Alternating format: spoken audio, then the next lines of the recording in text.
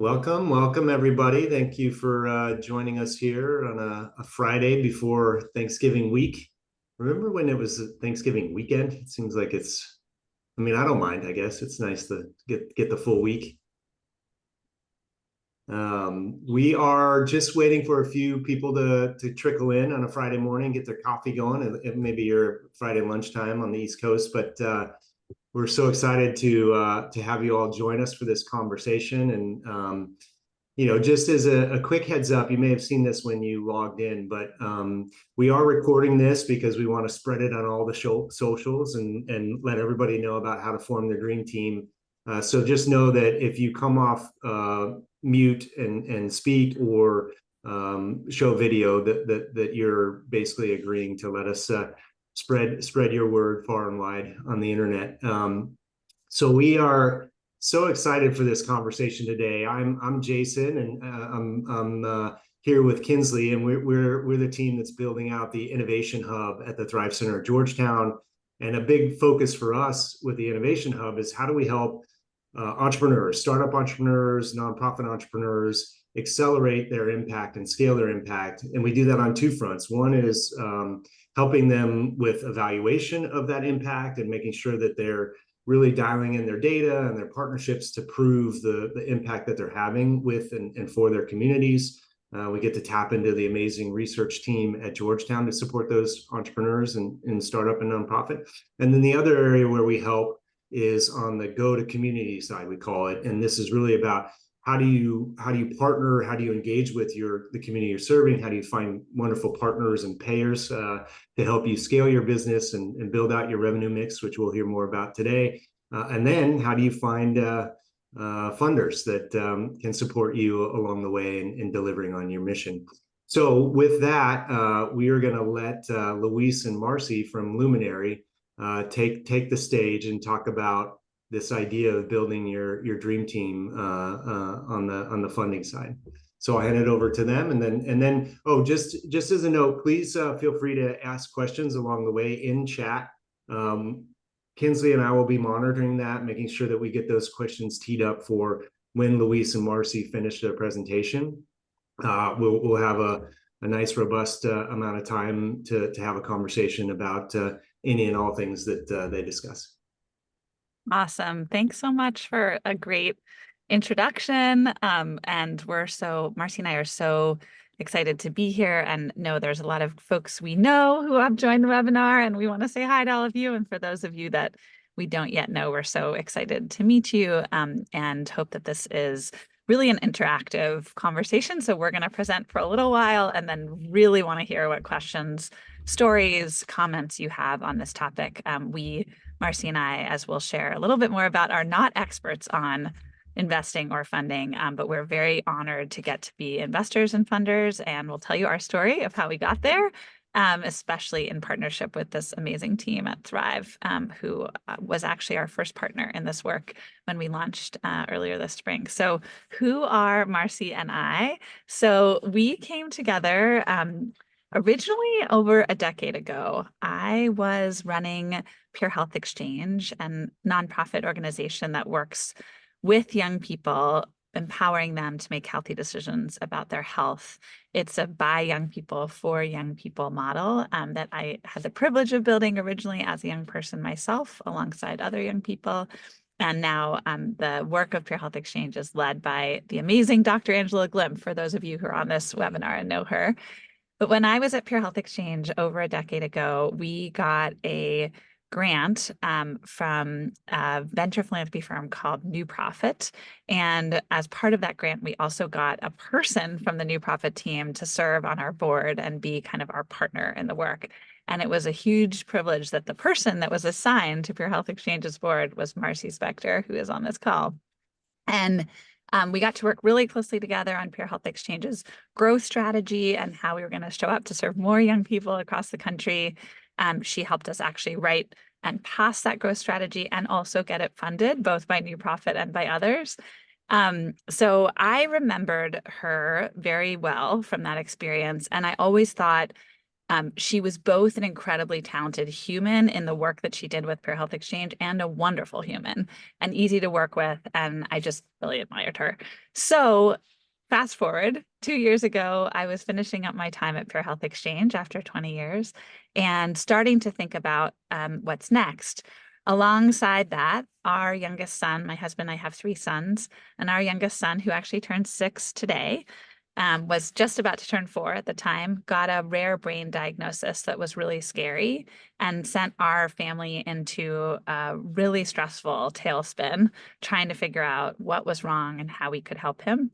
And the stress of that situation made me look for mental health support for the whole family, for my kids, the one who was suffering, and the other 2, for myself, for my husband. And even though I was this very privileged person running Peer Health Exchange and should have had access easily to all the support I needed, it was really hard to find great family mental health support, both for my children and for me. I had been through something else 20 years prior, I'd lost my mom, and had needed to find support actually for the family I come from, including my much younger sister who was 8 when our mom died. And when this experience happened with my son, even though it was 20 years later, it was actually just as hard to find family mental health support as it had been when I lost my mom. And it just felt ridiculous and unfair, especially given that I have a lot of privilege that allows me to access support more quickly. And not only did that feel unfair, but I was so blown away that when I did find support for us as a family, we all were able to do better, actually. Even though my son was still struggling with his health, he's doing a lot better today, by the way, at 6 years old, thank goodness. But at the time, he was not. And it was amazing to me how quickly we all did better once we got support. So it really lit a fire in me that I wanted to work specifically on improving family mental health. And I wanted to support people who were already doing great work. I didn't have a solution to family mental health, but I knew a lot of amazing entrepreneurs, some of whom are on this call. And I knew they were having trouble accessing capital to do their work at scale. And I wanted to bring attention and resources and support to help work that was really working for families reach scale. So I started dreaming up what could that look like, and went to 2 people I'd worked with before, one of whom was Marcy, another of whom is in this photo, our co-founder, Marty. Marty had actually also been a funder and a board member for Peer Health Exchange. He'd been my boss for 10 years as board chair. And it really, for me, the reason this story matters beyond the origin story of Luminary and why I do this work is for this webinar, to me, it was a huge privilege and example of, in the best case scenario, what a funder can be or what funders can be for your work, which is not just like a source of money, but also really human capital and talent and connection that can actually drive the work forward, that in a way that goes far beyond the money. So literally the first 2 people I thought of to turn to build Luminary were Marty and Marcy. And in the case of Marcy, since she's on the call, just highlight, like, I knew what my strengths were to bring to this work for Luminary, but I also knew what my weaknesses and gaps were. And I really didn't know how to do diligence or figure out the landscape really rigorously on family mental health or take people through a process that would be equitable and objective. I wanted to turn to someone I'd seen do that really well. And that was Marcy. So I called her up, and to my huge luck and privilege, she was game to have this conversation and dive in. She can tell you more, but I think at the end of the day, that just for me and this topic of building a dream team is just so telling that at the end of my time at Peer Health Exchange, for my next passion and work in family mental health with Luminary, the people I wanted to work with were actually 2 of my best funders. So Marcy, I'll pass it to you to share your side of the story. Thank you so much for that introduction, Louise. Hi, everyone. I'm Marcy Spector. Nice to be here today. Nice to have all of you on this webinar. Hopefully we can be helpful. My why for why I came to Luminary is, one of them is right here, and that's Louise and her leadership and her conception of this idea. But what really, it was such fortuitous timing last year when she came to me with this idea, because I think of myself as a parent first. I'm sure many of us on this call do. And I have just had so much shared frustration around the family mental health field, lack of access, lack of efficacy, and not just for my own family, but the community around me, my kids' friends and family. And I knew that I wanted to bring talents, resources to bear on the space and make a difference here. And as Louise mentioned, my professional background is really in the funder space. So I spent over 15 years with two funders. The first one Louise mentioned, the New Profit, and that is a Boston-based venture philanthropy that has been in existence for over 25 years. It was really one of the first to pioneer the concepts of venture philanthropy. And for New Profit, I ran investment selection. So I had the great privilege of looking at hundreds and hundreds of nonprofits over many years there and really distilling down based on paper to begin with, but then based on many phone calls with leaders and their stakeholders, who these entities were, what they were trying to do. And New Profit's vision was to not only give capital resources, which it did and continues to do, and mostly in $1 million grants over 4 years is how it started, but really to be an extension of the management team of an organization, which was unusual at the time. And we really learned a lot as partners and hopefully added value to those entities.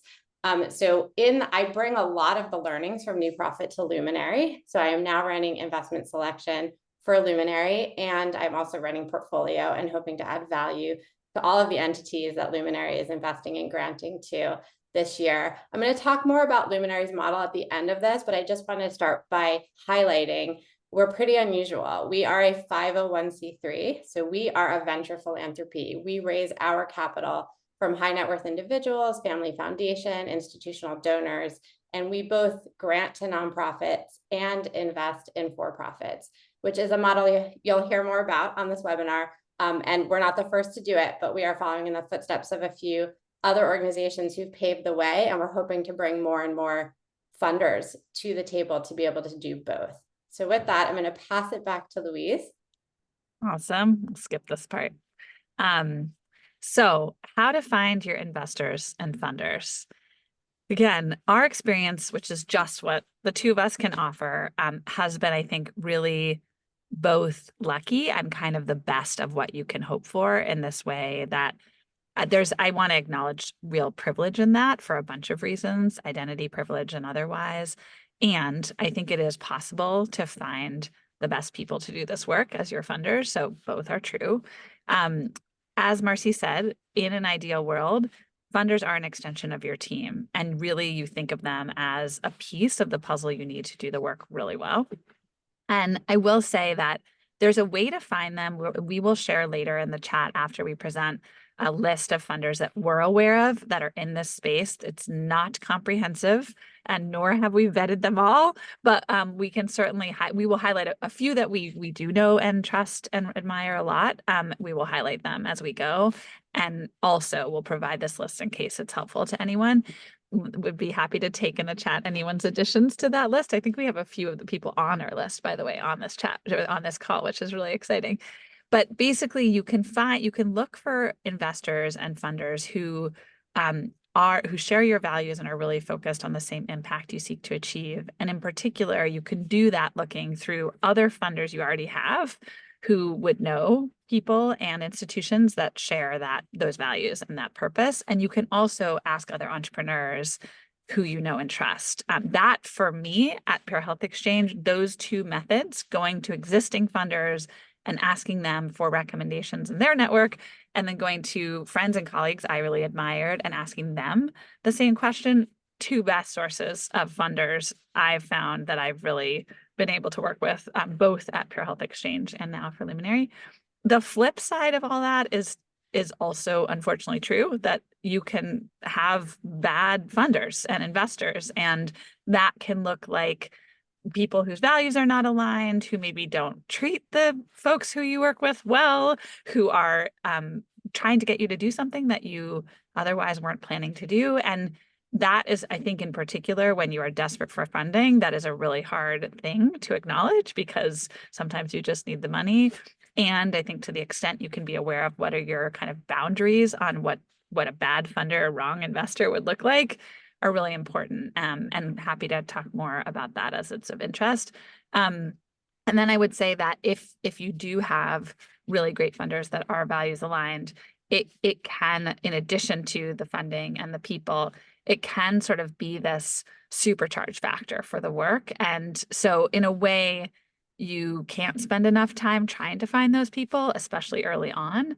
Just it will chart you down a course that makes it more possible to achieve your impact. So now we're going to talk about what that mix could look like, because there's lots of different ways to get those kind of funders. Pass it back to you, Marcy. All right. So one thing that I have come to learn now in the year of doing work for Luminary is that everyone on each side of the operating structure, whether you're a nonprofit or a for-profit, everyone thinks the other side is easier. The nonprofits always say, I wish I was a for-profit, I could raise money so much easier. The for-profits say the same thing about the nonprofits. The grass is not greener. The bottom line is raising money is hard, no matter which operating structure you choose. And there are real benefits to both structures, which is one of the reasons Luminary invests and grants to both entities. We believe rising tide lifts all the boats, and there's a place for both 501c3s and for-profit startups in this work. Another misconception that a lot of our pipeline has shown me is that the for-profits don't think that they can raise philanthropic dollars, and the 501c3s don't always think about earned revenue streams. And the truth is, as you can see in this chart, look at the overlap. Both entities, no matter which org structure you're choosing, can access these dollars, especially if you're creative in how you go about your funding. And there are more and more philanthropists and institutional philanthropies like Luminary who are investing in for-profits and granting to nonprofits. Like I said in my intro, Luminary is really following in the footsteps of other entities like Acumen America, Draper Richards Kaplan Foundation. Those are two of the ones like we look to as role models, and we really built a lot of our operational and legal institutional ways of doing things around what they had been doing, and are using their best practices in the field. So next, I'll tell you that if you are a founder and an entrepreneur who cares about equitable access to the resources and services you are trying to build, and most of you do, I know, because I've done 100 plus calls with the pipeline so far, enterprise revenue is key to getting there, to building that equitable access. And that goes typically beyond direct to consumer revenue or philanthropic dollars that are programmatic and pay for customers to or patients to receive your services. The pursuit of enterprise revenue is oftentimes predicated on proving efficacy and building your return on investment, your case that there is a return on investment. And the early stage organizations that we've seen that have been most effective at landing enterprise revenue are the ones that are thinking ahead about these enterprises and building a data collection strategy that's integrally tied to the financial interests of those enterprises. I'm just going to give you some examples without naming names of organizations, but just at a high level. So there's organizations in our portfolio and in our pipeline that have done this work. So corporate benefits would be an example of an enterprise revenue contract that many early stage entities are pursuing. If you can show a reduction in attrition of highly paid leaders who are costly to replace, that will get you in the door with a company. With Medicaid, you all probably already know this one, but ROI with reduced hospitalizations, reduction in ER visits, or improvements in HEDIS measures to better position an MCO to win a state level contract. We've seen all of that work. With commercial plans, we've seen correlation between improved mental health outcomes and medical, clinical, maternal baby outcomes like uncomplicated birth, reduction in prematurity. That will get you in the door with a commercial plan. Schools are tricky. That one's a really hard one, but it can be done. And with improved attendance and improved grades and showing a correlation between what you're offering and that will open the doors for contracts with schools and districts. And then of course, states and governments, mandates to pay for things like addiction prevention or mental health screening. If you can align your project with those mandates and connect to those state and local governments that are doing that work, you open a lot of doors for enterprise revenue. So there's so much similarity, like I said, between nonprofits and for-profits, but I also wanted to point out one key difference, which is new for me as a for-profit funder now, that the key difference is that for nonprofits, they are constantly raising money. It never ends. That is part of the job. Whereas nonprofits tend to have these defined fundraising times where there's urgency and there's a set amount and you bring investors to the cap table. I just want to say one thing to the nonprofits out there to buoy you. Nonprofits often make the mistake of not asking for a specific amount from a funder like a venture philanthropy or a family foundation, or not showing the funder right out of the gate how they're working towards a specific goal. And I don't mean programmatic or restricted giving. General operating is the gold standard. That's what you want to ask for. But you have to give a funder an understanding of your annual goal, where you are against it, and what those funds will drive. And if possible, slot that work into a multi-year strategic plan with like your total capital raise, your priorities, your goal, and then break it down year by year with your funding need, your activities planned, and your impact that you are seeking. The holy grail is multi-year general operating funding. And that's what you should eventually be positioning yourself to ask for if you're a nonprofit. And I'll turn it back to Louise to talk about some of the challenges. Yeah, so I'll just say I'm going to use this as the backdrop for this conversation to just amidst talking about challenges. Also, we'll pass back to Marcy soon for some bright spots. These are just a bunch of the folks that are actually doing great work in the space. I think the challenges are first and foremost for the alignment between impact and revenue. It's just tricky. Everyone on this call, I think, knows that from the work you're already doing. But I will say, I feel like I can say this in particular in my hat as a Luminary leader and former pre-health exchange leader. I'm also married to another social entrepreneur who I met through New Profit, hilariously, many years ago. And he built a social impact business that is a for-profit business that has been funded by angel and venture funds. So I've sort of like lived alongside another version of this for the last 14 years. And I do think that it is really tricky to make the impact and the funding model totally connect. And certainly on the nonprofit side, the challenge in that, as Marcy just alluded to, is that even if you have an earned revenue stream or multiple earned revenue streams, those may or may not be totally aligned with your impact. They're more likely to be aligned with your impact because if you're serving a school and they're paying you to do the work, hopefully that work is aligned with what you're seeking to achieve. So there's less of a disconnect generally there, but it can be tricky. On the philanthropic side, the nonprofits often do have alignment in the sense that a philanthropy exists for the same, hopefully broader charitable purpose that you do and is not needing to return a profit to any investors on their end. And you have to raise money every year. So you literally start oftentimes from zero if you don't have a multi-year plan, having to raise those funds. And having done that myself for 20 years, it's exhausting for any of you who are in that work right now. My heart goes out to you because it is hard to do.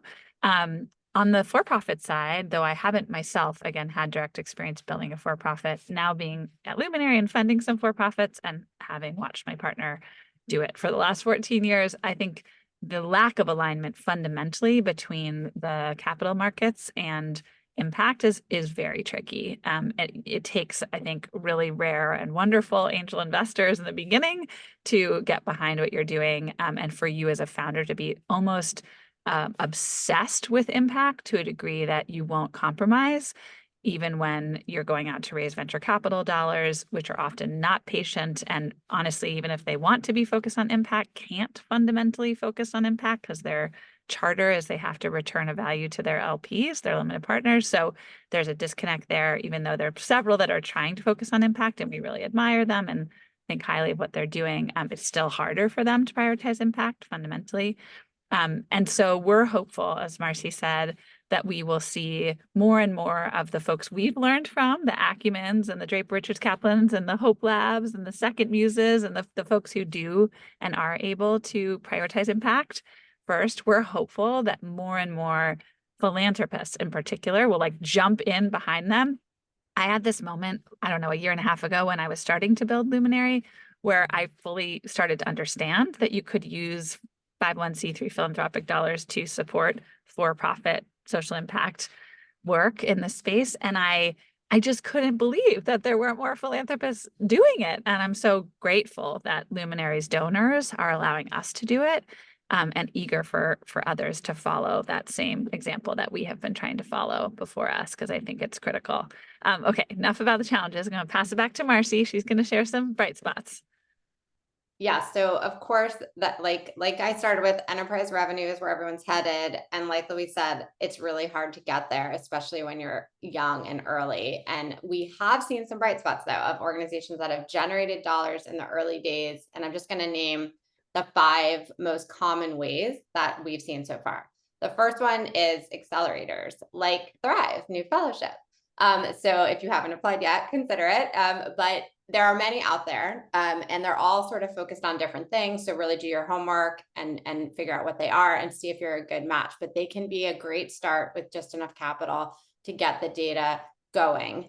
The second one, several of the organizations in our pipeline and in our portfolio have accessed non-dilutive research grants, like federal research grants, like SBIR, and that has been really helpful to open doors to enterprise revenue. Third would be friends and families, and I call them angels, but they really can provide either philanthropic grants or for-profit early investments. We have seen both, so think creatively about your friends and families network in that way. The fourth one is philanthropically funded research grants. So unlike the federal research grants, there are family foundations and institutional givers who will provide grants to a study or a piece of research, especially if it's really dedicated to proving a case in an individual community or market that aligns with that family or that foundation's regional area of focus. The fifth one would be mutually beneficial corporate partnerships. This one is sometimes just kismet if this lines up, but if you can help a corporation with customer acquisition, and then they can help you by paying for those early customers or clients or patients, and you can get some data collection going that way. We have seen that work as well. So it can be done. Louise, back to you for a little bit more on the ecosystem, or should I keep going on? I think you should keep going. Yeah, let's talk about Luminary specifically. All right, so I said a little bit at the beginning about what Luminary is and how we're structured. And as you can see here, these are our basic criteria, and they're really not rocket science, and they're the same for-profit and nonprofits, which is, again, something a lot of folks don't realize. I will mostly just want to focus on the first one because it sets Luminary apart from many others in the field. And this is really our reason for existence. We are here to put family mental health on the map and to center family as the unit of care in the mental health space. And so we're new and we're early in our first year of operation, but with this first fund, we have made a bet that focusing on early stage entities that are providing direct services to both caregivers, parents, in addition to every other adult who caregives, to youth and youth. So really providing direct services to both populations, ideally. That is what we're looking for. That is our 5 on family fit, as we call our internal rubric. And I can make the case, like many of you, that working closely with youth or working closely with parents has a benefit on the other. Totally agree. The research supports that, and we are here to build that field. But for our first portfolio and our first time out of the gate, we want to focus on organizations that are doing both. This is really different than most other venture capital funds. Even venture capital funds focused on mental health do not have this criteria. So I say that to implore you, when you're looking at funders, to really understand their focus and their fit. It will save you a lot of time. It will save them a lot of time. You'll be better off for it. The rest that's here is pretty standard. I'm not going to talk about each one, but I am going to mention one thing about pitching. And this is just from listening to 1,000 pitches or more over the last 15 years. I am continually surprised at how hard it is for founders and entrepreneurs to put everything that needs to be said in the first 15 minutes of the conversation, which is really key. And everything that needs to be said is 5 things: your why, what brings you to this work, what the program actually is, or the service or the innovation, a crisp articulation. What are you actually doing on the ground that is affecting patients, youth, families? Number 3, your impact data. And if you're new and you don't have any impact data, then your strategy. And if you don't yet have a strategy, then the evidence base that your model is based on, something around your impact orientation that can give funders an understanding. Number 4 is revenue traction or projected revenue, preferably with some reasonable assumptions behind them. And then number 5 is your sense of, or your reach to date, how many, whether it's a pilot of 12 or a pilot of 1,000, like how many individuals have you touched and what is the projected reach in the near term? And I would say even better is to give funders that in advance. It doesn't have to be beautiful. Like, it doesn't have to be a beautiful PowerPoint. It can be a Word document. It can be bullets in an email, but just laying it out so that the first conversation with the funder is meaty. So the funder's not asking you for that data. They already have it. You'll be able to assess much more quickly whether this is a good use of your time and whether you should continue this conversation with the funder, and the funder will be able to assess fit much more quickly and not waste your time. So do your homework on your funder, get your pitch really clear. And I am so happy to be here, and hopefully Louise and I can be helpful in a Q&A with any questions you all have. Wonderful. Thank you both for that. I think, there was a comment from Nora that resonated for me, that, there's a bit of just, being seen and validated in terms of the struggle that this can be. Getting the funding is one thing, getting the funding from people who really align is the next level, and they're both next level in the challenge. So, but I just love all the there are lots of nuggets and of wisdom shared here, and I hear you both. I mean, we're here to collectively build wisdom. It's, there is no one silver bullet answer, but it's just wonderful for you to share your insights, your perspective. Marcy, I volunteered you for building an infographic of at least one of I your. just saw your chat about that, Jason. That's awesome. There were some high fives raised, so not to assign you homework, but why don't we jump to the first question we've got from Ashley? And for those who are a little shy, feel free to just fire in the chat with any other questions you might have. And I think you both sort of touched on this, but I think maybe you can add some more texture to for an earlier stage company, effectively demonstrating traction and proof of concept to investors. Any tips or ideas that you've seen that people have done that successfully, especially at the early stage? Louise, should I start? I think if I think your question is oriented to like clinical efficacy and traction with patients and individuals using your service, that there's a lot of different ways you can go about it. Mostly we see pilot data, and we hope that pilot is methodologically sound and has been well thought through and has as big of a sample size as you can get from the outset.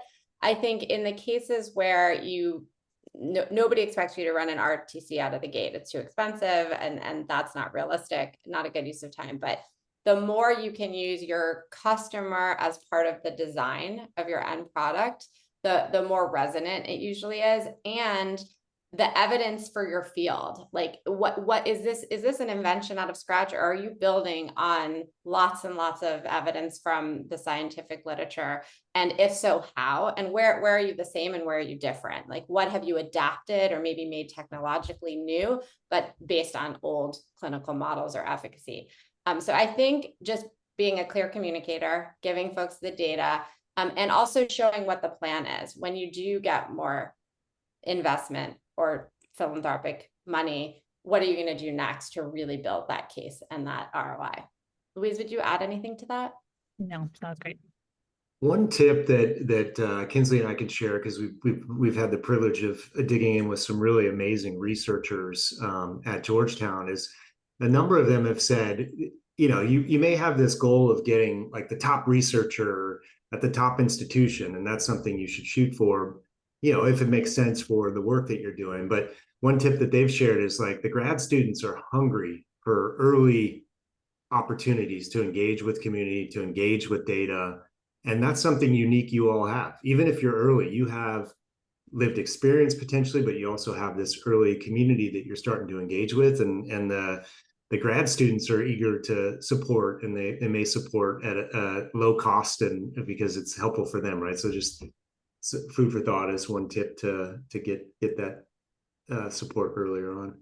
Okay, the next one, elephant in the room, girding for potential changes to Medicaid and education funding.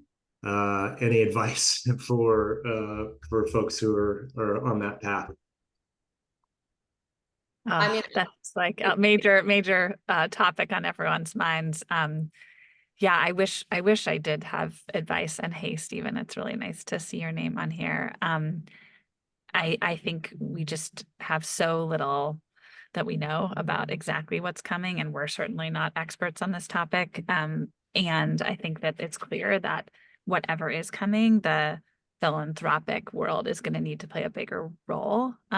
So I think one thing I'm imagining for all of you, no matter whether you're building a for-profit company or a nonprofit organization, is that in these next 4 years, having relationships with and conversations with philanthropy to help you bridge to what might be coming and be prepared for it.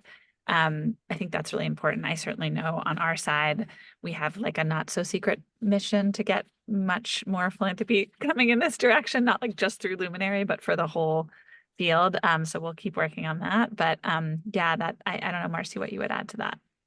yeah, I would say it's probably different for education and Medicaid, and they're both important. On the education front, I think a lot of organizations were caught a little flat-footed this year in 2024. Like we knew COVID funding was coming to an end. That wasn't a secret. We knew the ESSER cliff was coming, and I don't know that organizations fully prepared themselves for that. At least like the assumptions continued to, like a lot of what I saw in the market was people were making assumptions that were the same as last year. And the case is it's not the case. The schools' revenue budgets have been cut. A lot of schools are doing layoffs. And once you're laying off workers and teachers, you don't have the budget to do wraparound support services. So there's a lot of lip service in education around social emotional learning and mental health, but it's not necessarily translating to dollars right now. And that's been really tricky and really hard if schools are your like avenue for enterprise revenue. Medicaid is much more of an unknown. I fully haven't processed the new reality politically. And so I think we're all going to keep our ears to the pavement and try to, catch the wind. The hope is that, or my personal hope is that mental health is a nonpartisan issue. It affects everyone. And the hope is that even if the federal government funding changes, at least at the state level, no matter where you are in this country, it has been a priority and it hopefully will continue to be. Yeah, you can see this in certain models, right? Like the peer-to-peer pilot models that are going on at the state level. It's every color of state, right? Red, blue, purple. So that's, I guess, some hopeful indicators, but obviously we all have to be mindful of big disruptive change that could be coming. We've got one in the Q&A. So Shannon asks, accelerator programs you would recommend researching in addition to the Innovation Hub, and I'll start, but you both have deep experience with this. There are a number of amazing organizations out there that we've been fortunate to learn from and partner with in informal ways and beyond. Headstream is doing, I think, wonderful work in the teen mental health space and just really innovative in their approaches. One Mind is one that has been early in the accelerator space for mental health and well-being, kind of at a broad level. Those are two that come to mind right away, but I'm sure Marcy and Louise, you have others. Yeah, I'm actually going to put this list of potential funding sources in the chat. I'll just repeat, it's not a comprehensive list. This is not our area of expertise. These are just ones we have come across. There's some of them that we've already mentioned, like Acumen America and Draper Richards Kaplan and Hope Lab and Headstream, Second Muse, Pivotal, that we know more about and think really highly of. But I think actually probably a lot of these are great if you do more homework on them. So I'll put these in the chat. Yeah, Marcy, are there any specific accelerators you would call out? I was going to name them as Jason named, but I also add Young Futures as an entity. Yeah, totally. Okay, and then we've got another question here. What would be the most effective way to build relationships with potential investors before actively seeking funding? Marcy, I'm so curious what you would say about this. This is Ashley's question. First of all, I really appreciate the question. This is really what you should be doing. Don't tell other funders I said that. It's hard as a funder to dedicate time to entities that aren't yet a fit, but it is really helpful when you spend time with an organization over their life cycle and you get to know the leadership and you get to know how they've tackled challenges and how they've built an organization. And there are several organizations in my time at New Profit. This happened many, many times, but even now in my first year at Luminary, where folks have come pretty early, like they're a fit on family and they will be a fit on everything else, but they're even too early for us. And they have just sort of kept me abreast of what they're doing. So, usually it was like a first introductory, can I have 30 minutes of your time? And they asked really good questions, told me about what they were trying to do. I tried to be helpful, pointing them in the direction of other funders who maybe are even earlier stage than us, angel investors, mostly some of these accelerator programs. But then they sort of keep in touch. Every quarter I get, this is what happened. This is how we've pivoted. And it's and one of them recently has come to me, okay, we're ready to raise our pre-seed. And I feel like I already know them, which has made it so much easier to dig in and really understand the work. So it's really hard for funders. They don't always want to give you their time, but you should do it anyway. And that goes on for the philanthropic world as well. Stay in touch with organizations like New Profit and institutional investors as best you can, even if you feel like you're pestering, because it is helpful once you're ready for their funding.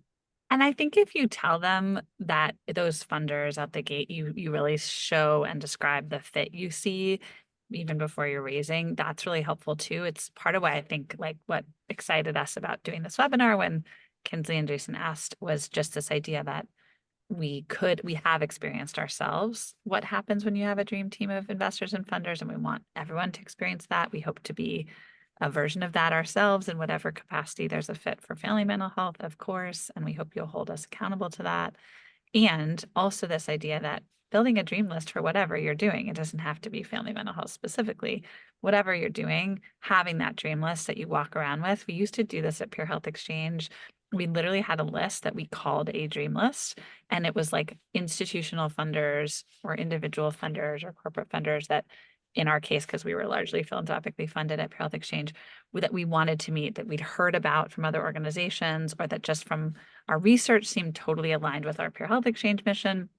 And we literally would share that list wherever we went, because from an equity and access perspective, like, how are you going to meet these people? I mean, if you reach out to Marcy, she gets back to you, but not all funders do that. It should be the way that people operate, but it's not for a whole host of reasons. And I think actually walking around with that dream list will help you meet people before you need funds, especially if you're asking other entrepreneurs or your existing funders, hey, not just who, there's a big difference between saying, who do you know who might be a good funder? It's like recruiting talent. Generally, people are like, oh, I'll think about it. Yeah, forward me an email. Like, everyone's busy. They're not going to think about it. But if you're like, I have a list and I think I've done research on LinkedIn and I've seen that you might know these 5 people. Do you agree that they could be good funders for us? Would you be open to making a connection? Here's why I want to have a conversation with them.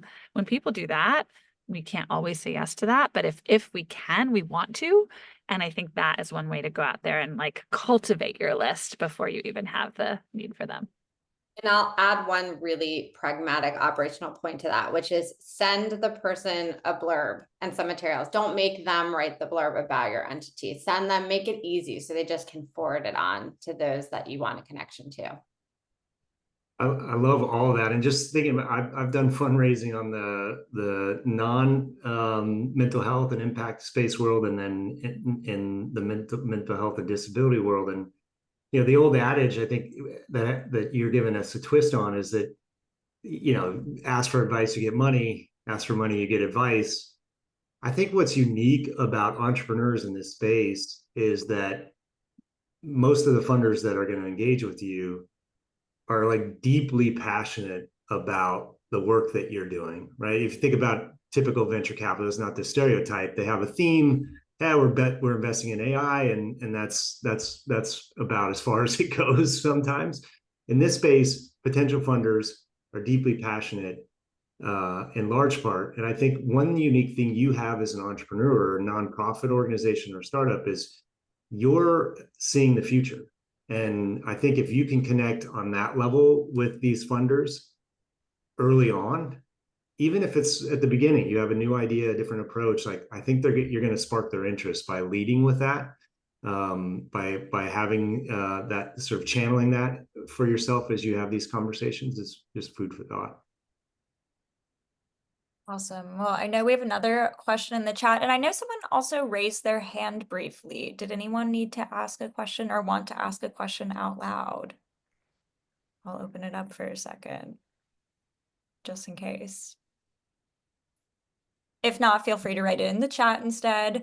But we do have a question that said, following up on education and layoffs, would you think that companies may need to be more tech-enabled services than software solution focused in education, given layoffs and school shrinking capacity?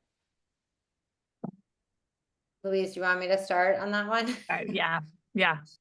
I think this question in particular about workforce and tech applies out beyond schools, right? In this field, in mental health, the workforce challenges are real, and the access challenges are real everywhere. And there has been a movement towards technology. It makes so much sense, totally natural. And I think there's a ton of potential in ed tech and in mental health tech. The challenge that we've seen in the pipeline is a lot of the entities that are like don't involve the human at all and are all tech have not produced the impact data that crosses Luminary's bar, at least from what we've seen from the beginning. And it's tricky on that front. Most of the organizations that are meeting the impact bar are doing some kind of hybrid. And I think that probably applies to the ed space as well, although I'm not an expert in ed tech by any stretch. But I do think sort of hybrid, human-driven technology, human-assisted AI is sort of where the momentum is going in both fields. I don't know, Louise, would you add anything on that? Yeah, no, I agree with everything you said. Jason, as a tech optimist, do you have any thoughts on that? No, I think you nailed it. I mean, it is, I think the challenge with a lot of these different system customers is that it's hard to like pin down,